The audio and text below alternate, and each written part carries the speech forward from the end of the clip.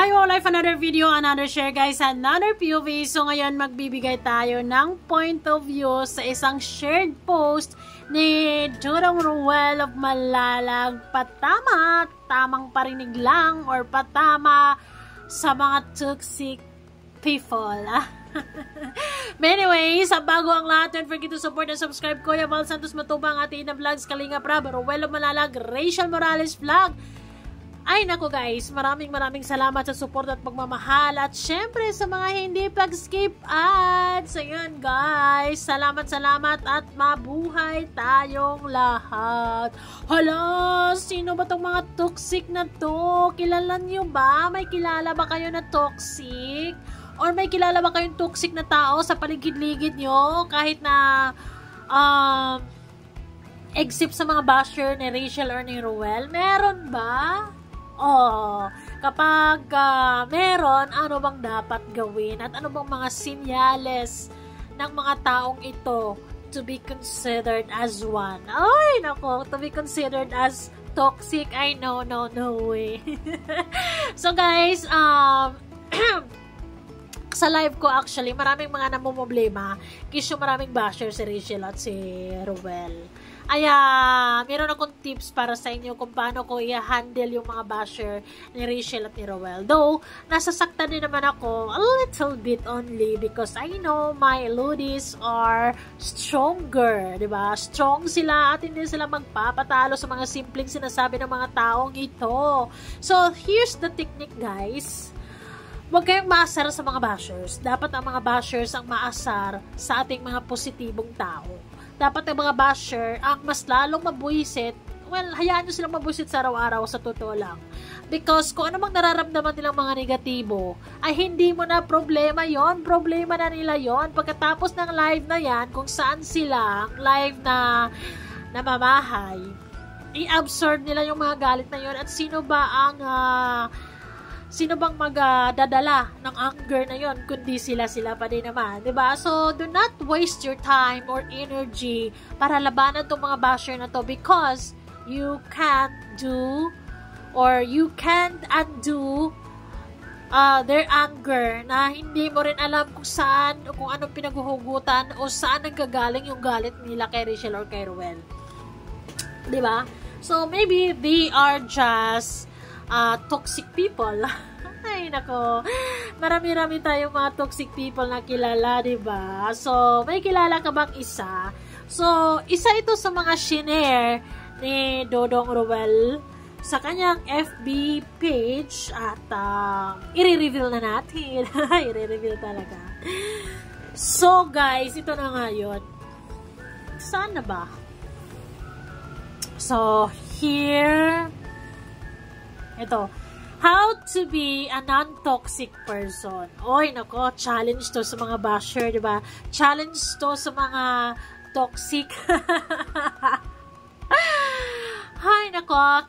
Una, of course, learn to be happy on someone else's success. Nako, mahirap nga talaga ang maging hindi toxic na tao. Kasi, paano ba naman, unang-una sinabi dito, learn to be happy on someone else's success. Nako, paano ba naman maging masaya kapag naiinis ka sa tao na yun? Paano mo ba ma-appreciate yung success nila? Nabuisit ka nga in the first place. Kaya talagang napaka-challenging nito. Diba? So, pangalawa, do not make everything an issue. O, diba? Ay, nako naman, ang hirap talaga. Napaka-challenging nito para sa mga toxic dyan, sa mga bashers dyan. Kasi naman, lahat ng nakikita nila, ini-issue nila eh. Lahat na nakikita nila, talagang big deal sa kanila. Marami namang pwedeng pag-usapan ng mga positibong ginagawa ni Rachel or ni Ruel. And actually, I don't see anything bad sa mga nakikita natin sa kanila because they are just enjoying their lives. How come na issue para sa kanila? 'Di ba? So, challenging dito. Actually, 2, 4, 6, 6 lang to.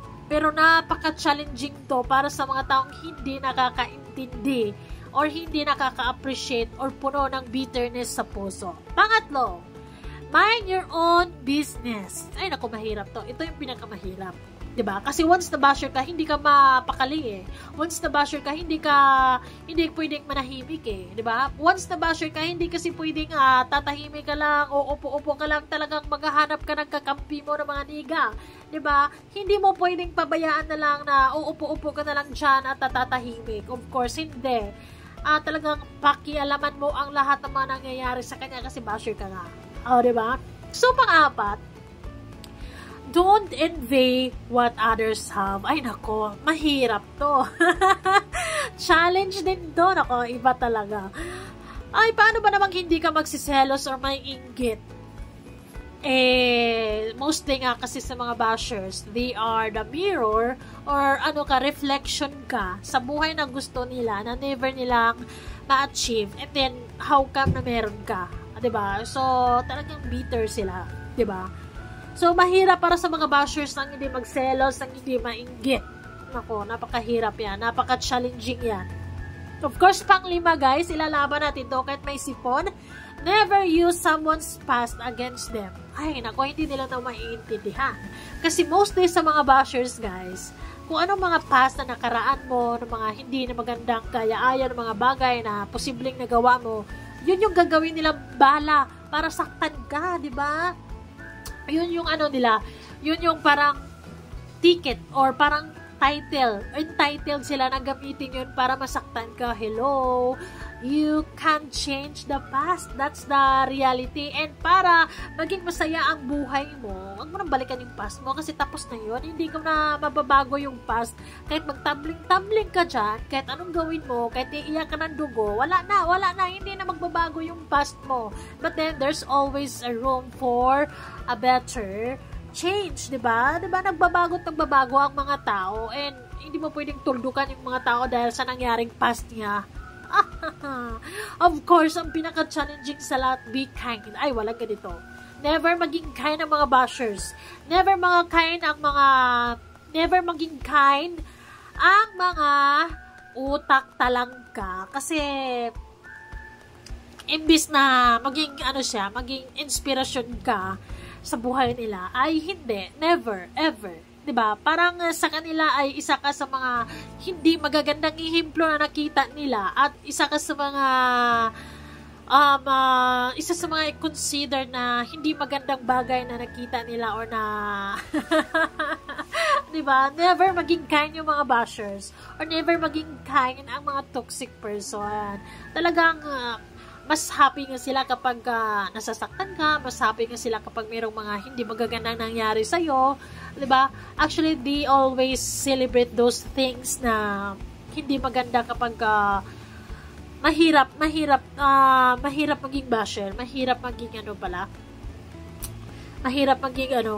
non-toxic person, napaka-challenging ang mga sinasabi dito, 'di ba? Pero kung hindi ka naman toxic na tao, ay lahat ng bagay na to ay you understand. Of course, happy ka sa success, 'di ba? Like for example, kami mga fans, happy kami sa mga success ni Rachel or ni Ruel. Happy kami sa nakikita namin na yes, Rachel is deserving also kung ano mga blessings na meron siya ngayon. Mas marunong ka pa kay Lord, ha? And para sa aming mga basher, hindi namin ginagawang issue ang lahat ng mga bagay-bagay. We understand, we appreciate, and we love them.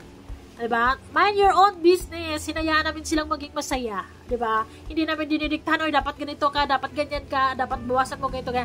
Leave them, hayaan natin silang mamuhay sa buhay na gusto nila. Matanda na yan sila, kayang-kaya na nila yan. Diba? And, of course, kaming mga bashers, ay kaming mga hindi bashers, ay hindi kami naiigit sa mga bagay na meron sila. Bagkos ay naging masaya pa tayo, di ba?